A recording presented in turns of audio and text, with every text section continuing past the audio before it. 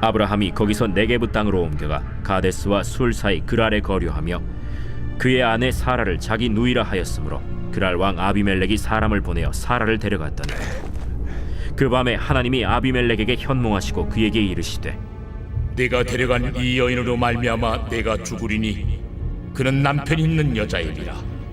아비멜렉이 그 여인을 가까이 하지 아니하였으므로 그가 대답하되 주여, 주께서 의로운 백성도 멸하시나이까?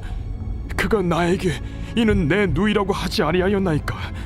그 여인도 그는 내 오라비라 하였사오니 나는 온전한 마음과 깨끗한 손으로 이렇게 하였나이다.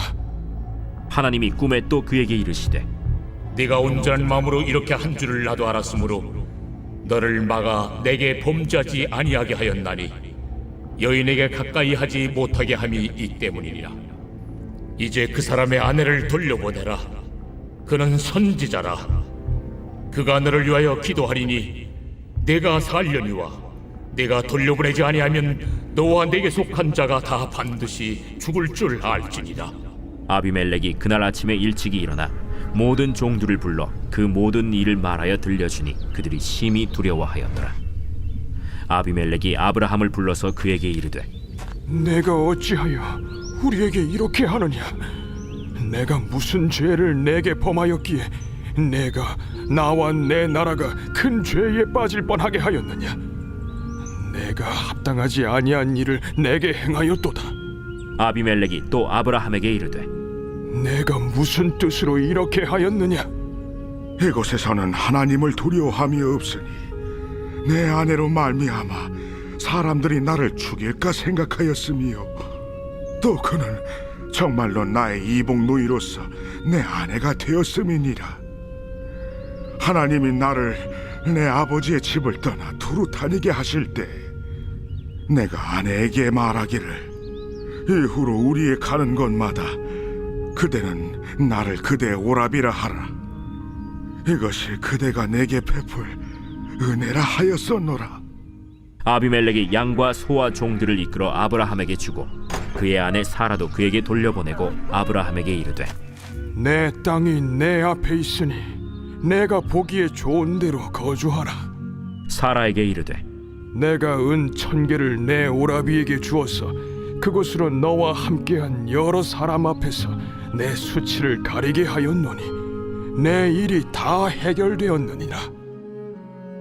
아브라함이 하나님께 기도하매 하나님이 아비멜렉과 그의 아내와 여종을 치료하사 출산하게 하셨으니 여호와께서 이왕의 아브라함의 아내 사라의 일로 아비멜렉의 집의 모든 태를 닫으셨음이더라.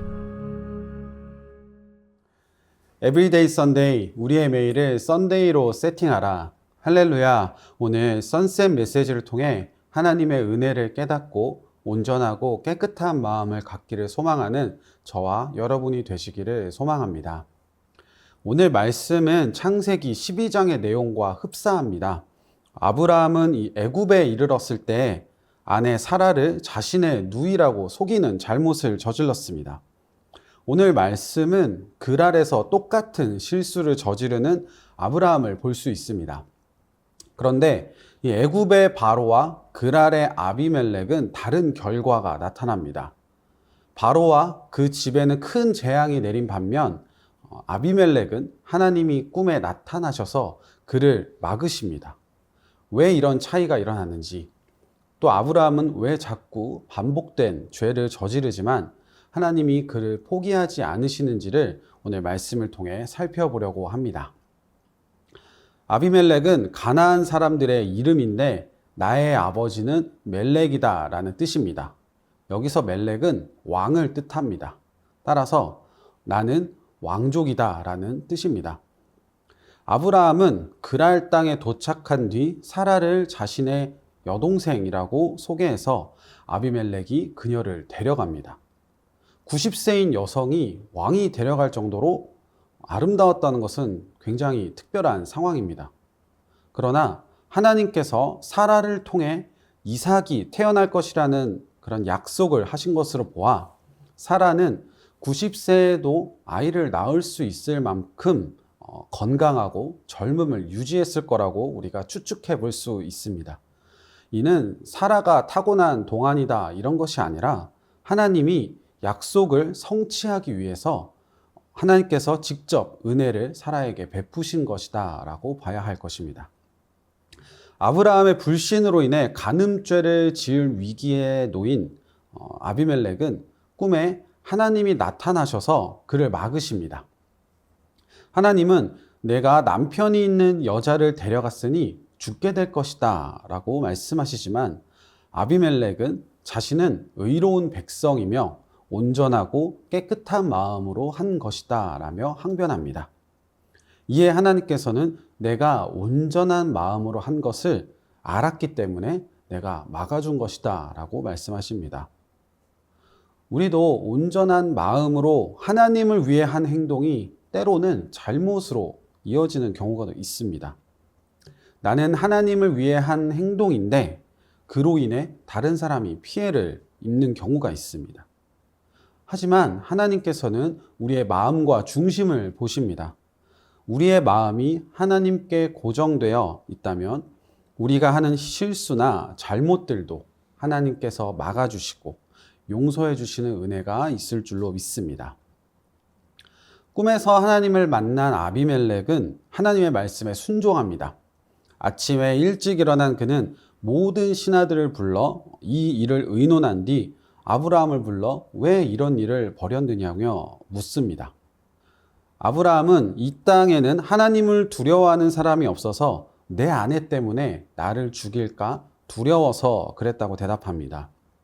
아비멜렉은 이 말을 듣고 양과 소와 종들을 아브라함에게 주고 사라에게는 은 1000개를 주어 돌려보냅니다.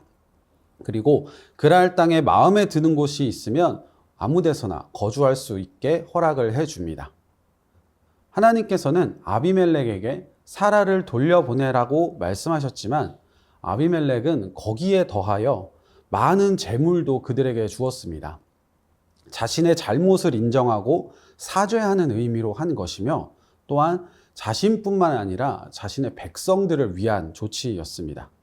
이에 아브라함은 아비멜렉을 위해 기도하고 아비멜렉과 그 백성들은 생명을 유지할 수 있게 되었습니다. 그뿐만 아니라 하나님께서는 은혜를 더하셔서 그의 아내와 여종을 치료하셔서 출산을 할 수 있게 해주십니다. 아비멜렉의 이 믿음의 행동이 하나님을 경외하는 그의 행동이 목숨을 지킬 뿐만 아니라 더욱 생명이 풍성해지는 생육하고 번성하게 되는 축복까지 누리게 된 것입니다. 이는 앞서 19장의 소돔과 고모라와는 대조적인 모습입니다. 소돔 땅은 온갖 악행을 저지르고 그것을 저지하는 사람도 보이지 않아 멸망하지만 그랄 땅은 하나님을 경외한 아비멜렉 한 사람 덕분에 모든 백성이 구원을 얻게 됩니다.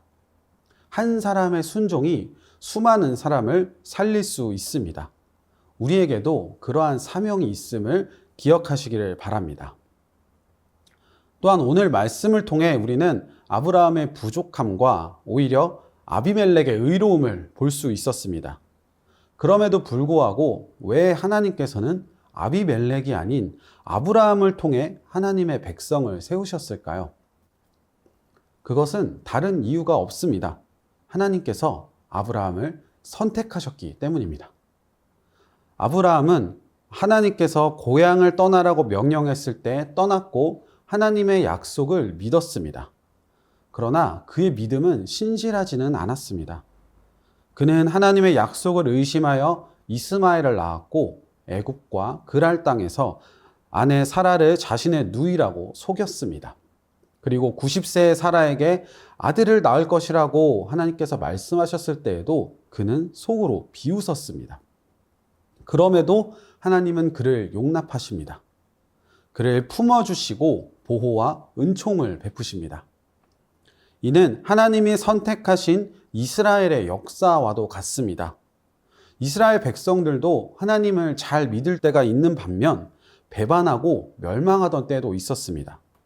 또한 예수님의 제자들도 마찬가지입니다. 3년이나 예수님과 동행했음에도 군병들이 들이닥치자 모두 도망쳤고 주님을 부인하고 십자가에 처형당하신 예수님을 보며 낙담했습니다. 하나님은 그런 모든 사람들을 용납하십니다. 또 용서하십니다. 그리고 주님의 백성으로 또 자녀로 삼아 주십니다. 우리는 어떻게 하나님을 믿고 하나님의 자녀가 되었을까요? 우리가 한 것은 사실 아무것도 없습니다. 오직 주님의 은혜로 우리가 주님 앞에 서게 된 것입니다. 그렇기에 우리는 겸손하게 주님께 감사해야 하고 그분의 음성에 귀를 기울이고 그분의 말씀을 따라 살아가야 하는 것입니다. 아무 자격도 없는 우리를 예수 그리스도의 보혈로 용서하시고 하나님 앞에 설 수 있게 하신 은혜를 따라 우리도 남을 용서하며 살아야 합니다. 그리하여 아브라함처럼 믿음의 조상이라고 불릴 수 있는 삶을 살아 우리 주변에 선한 영향력을 끼치며 살아야 합니다. 사랑하는 포드처치 성도 여러분, 오늘 우리는 아비멜렉을 통해 온전한 마음이 무엇인지를 살펴보았습니다. 그는 죄를 지을 마음이 없었고 하나님께서는 그 마음을 보셨습니다. 그렇기에 하나님께서는 아비멜렉의 꿈에 나타나셔서 그가 죄를 짓지 않도록 막으셨습니다. 우리도 이와 같이 온전하고 깨끗한 마음을 갖기를 소망합니다. 우리의 믿음의 행동들은 그 과정과 결과보다도 그 의도가 더욱 중요합니다. 어떤 마음으로 그 일을 시작했는지, 어떤 마음으로 그 일을 행했는지 그것이 중요합니다. 선한 의도로 모든 일을 시작하게 되시는 저와 여러분이 되기를 축복합니다. 또한 나의 반복되는 죄로 실망하고 낙심하시는 분이 계실까요? 오늘 아브라함을 보십시오. 그도 똑같은 죄를 반복해서 짓고 있습니다. 그럼에도 하나님은 그를 사용하십니다. 그를 통해 하나님의 백성을 일으키십니다. 이는 그가 잘나서가 아니라 하나님이 그를 선택하셨기 때문입니다. 우리도 하나님이 선택하신 백성입니다. 우리가 잘나서가 아니라 전적인 하나님의 은혜로 선택을 받은 것입니다. 그러니 겸손합시다. 하나님께 늘 감사하며 하나님의 뜻을 이루며 살아가는 저와 여러분이 되기를 축복합니다. 제가 기도하겠습니다. 사랑하는 주님, 우리 안에 온전하고 깨끗한 마음을 갖기를 소망합니다.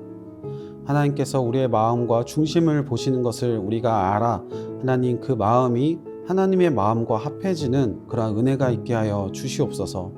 또한 하나님께서 우리를 선택하시고 우리에게 찾아와 주시고 우리를 만나 주신 것을 우리가 믿습니다. 이는 우리의 어떤 공로가 아닌 하나님의 전적인 은혜임을 고백하며 우리가 겸손하게 하나님의 뜻을 따라 살아가는 모든 포드처치 성도들 될 수 있도록 축복하시고 인도하여 주시옵소서. 감사드리며 예수님의 이름으로 기도합니다. 아멘.